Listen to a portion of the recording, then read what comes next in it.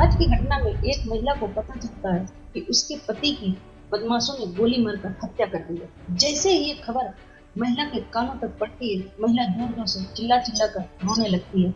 इधर महिला के घर वालों को, परिवार वालों को जैसे ही ये खबर लगती है कि उनके बेटे की गोली मारकर हत्या कर दी है, वैसे ही घर वाले फौरन घटना स्थल पर पहुंचते हैं। इधर महिला भी घटना स्थल पर जाने की जिद करती है। जैसे ही महिला घटना स्थल पर पहुंचती है, अपने पति की लाश को खून से लथपथ जमीन पर पड़ी देखती है, वैसे ही वो जोर जोर से चिल्ला चिल्ला कर रोने लगती है। इतनी जोर जोर से चिल्ला चिल्ला कर रोती है और वो बार बार से बेहोश हो जाती है। ये सब देखकर परिवार वालों को, घर वालों को, रिश्तेदारों को और आसपास के लोगों को ऐसी हालत देखकर महिला को लग रही थी कि जैसे महिला अपने पति के बगैर जीवित नहीं रह पाएगी, कहीं वो अपनी जीवन लीला समाप्त न कर ले। परिवार वाले बार बार महिला को समझा रहे थे, लेकिन महिला जोर जोर से चिल्ला चिल्ला कर लगातार रोए जा रही थी।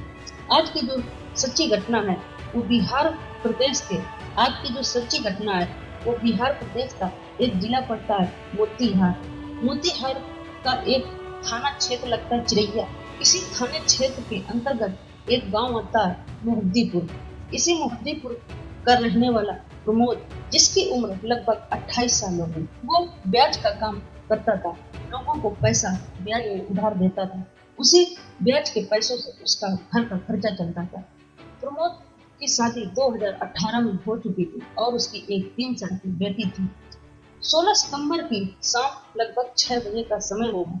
प्रमोद जब अपनी बहन के घर से आ रहा था अपनी बाइक पर, तभी दो लोग अपाची गाड़ी पर आते हैं। जैसे ही वो लोग अपनी बाइक प्रमोद के बाइक के पास ले जाते हैं, वैसे ही फौरन प्रमोद के ऊपर गोली चलाना शुरू कर देते हैं। लगातार 4 गोलियां वो लोग प्रमोद के ऊपर चलाते हैं। जैसे ही गोली प्रमोद को लगती है, गोली वैसे ही प्रमोद जमीन पर गिर पड़ता है और उसकी मौके पर मौत हो जाती है। मौत होने के बाद फौरन वो लोग वहां से भाग जाते हैं, लेकिन गोली की आवाज जैसे ही आसपास के लोगों के कानों तक पहुंचती है, लोग वहां पर दौड़कर पहुंचते हैं और देखते हैं कि एक व्यक्ति की वहां पर किसी ने गोली मारकर हत्या कर दी। लोग जानने की कोशिश करते हैं कि आखिरकार ये व्यक्ति कहाँ का रहने वाला है। तभी लोग उसकी जेब टटोलते हैं और उसका पर्स मिलता है। उसी पर्स में उसका आधार कार्ड लोगों को मिलता है।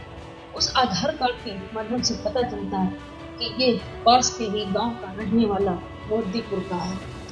लोग मोहद्दीपुर पहुंचकर प्रमोद के घर में उसके पिता और उसके परिवार को सूचना देते हैं कि आपके बेटे की बदमाशों ने गोली मारकर हत्या कर दी। जैसे ही ये खबर प्रमोद के घर वालों को, उसके परिवार वालों को लगती है, धीरे धीरे ये खबर गांव में भी फैल जाती है।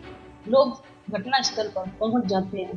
किसी ने पुलिस को सूचना दी। सूचना मिलते ही पुलिस भी घटनास्थल पर पहुंच जाती है। घटनास्थल पर पहुंचने के बाद पुलिस आगे की कार्रवाई करते हुए लाश को पोस्टमार्टम के लिए जैसे ही भेजने की कोशिश करती है, वैसे ही प्रमोद की पत्नी सुरभिता लाश देने से इनकार कर देती है और कहती है कि जब तक मेरे पति के हत्यारों को सजा नहीं मिल जाती, वो पकड़े नहीं जाते, जब तक मैं लाश आप लोगों को नहीं दूंगी। इस तरह लाश देने से इनकार कर देती है, लेकिन लगातार पुलिस कोशिश करती है लाश को ले जाने के लिए, लेकिन प्रमोद की पत्नी सुरभिता लाश नहीं ले जाने देती है। इस तरह धीरे धीरे 2.5-3 घंटे बीत जाते हैं। तभी गांव के वरिष्ठ लोग, परिवार वाले लोग समझाते हैं कि जब तक लाश का पोस्टमार्टम नहीं होगा, जब तक गुनहगारों का पता नहीं चल पाएगा। इस तरह समझाने के बाद 3 घंटे बीतने के बाद पुलिस लाश को पोस्टमार्टम के लिए ले जाती है। जब पोस्टमार्टम की रिपोर्ट आती है तो उसमें भी पुलिस के सामने कोई ऐसा पक्का सबूत नहीं मिलता जिससे पुलिस गुनहगारों तक पहुंच सके। तभी पुलिस आसपास के लोगों से और सीसीटीवी खंगालना शुरू करती है और इधर प्रमोद की मोबाइल की कॉल डिटेल भी निकलवाई जाती है, जिससे पता चल सके कि प्रमोद किसको किसको ब्याज में पैसा दिया था और किससे किससे उसने बात की थी, आखिरी बार उसने बात किससे की थी। तभी उसके मोबाइल में आखिरी कॉल उसकी पत्नी की मिलती है, सुरभिता की। पुलिस सुरभिता के मोबाइल में कॉल डिटेल जब निकलवाती है तो एक चौंकाने वाला नंबर सामने आता है। वो नंबर सुरभिता के जीजा के चचेरे भाई का था। जब पुलिस कॉल डिटेल निकलवाती है तो उससे पता ये लगता है कि सुरभिता इस नंबर से 2-2 3-3 घंटे यानी कई घंटे लगातार बात करती है। पुलिस सुरभिता को बिना कुछ बताए उस कॉल डिटेल की जानकारी लेने की कोशिश करती है, तो पता चलता है कि ये सुरभिता के पास के गांव के रहने वाले विकास यादव का है। पुलिस सीधे विकास यादव के पास पहुंचती है और वहां जाकर सुरभिता के बारे में जानकारी लेने की कोशिश करती है और पुलिस विकास से कहती है कि हमें तो सारा से पहले से मालूम है, लेकिन हम तुम्हारे मुंह से सुनना चाहते हैं कि तुम्हारा और सुरभिता का क्या संबंध है, क्योंकि तुम लोग इस नंबर से कई घंटे लगातार बातें करते हो। पहले तो वो पुलिस के सामने गोलमोल करने की कोशिश की, लेकिन पुलिस के सवालों के आगे काफी देर टिक नहीं पाया।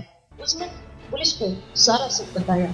उसने बताया कि सुरभिता की शादी के पहले से रिश्ता था। हम दोनों लोग शादी भी करना चाहते थे, लेकिन सुरभिता की शादी दोनों से हो गई थी।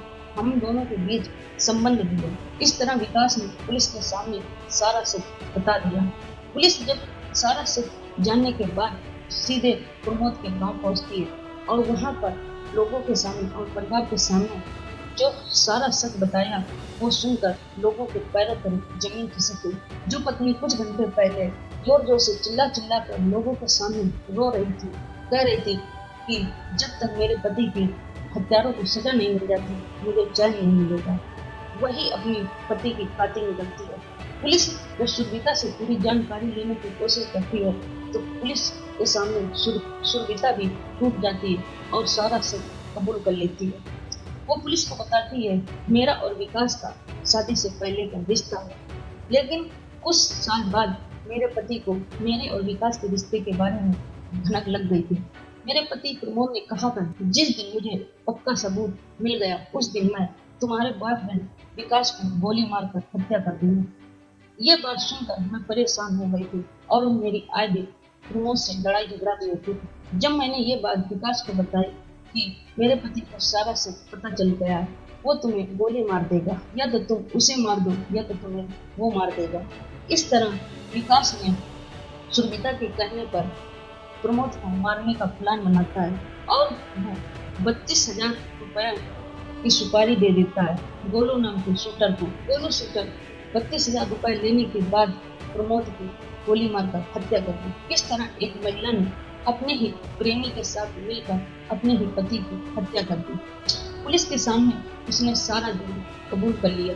पुलिस ने विकास और गोलू शूटर और उसके साथी गौतम को और सुनीता को गिरफ्तार कर लिया।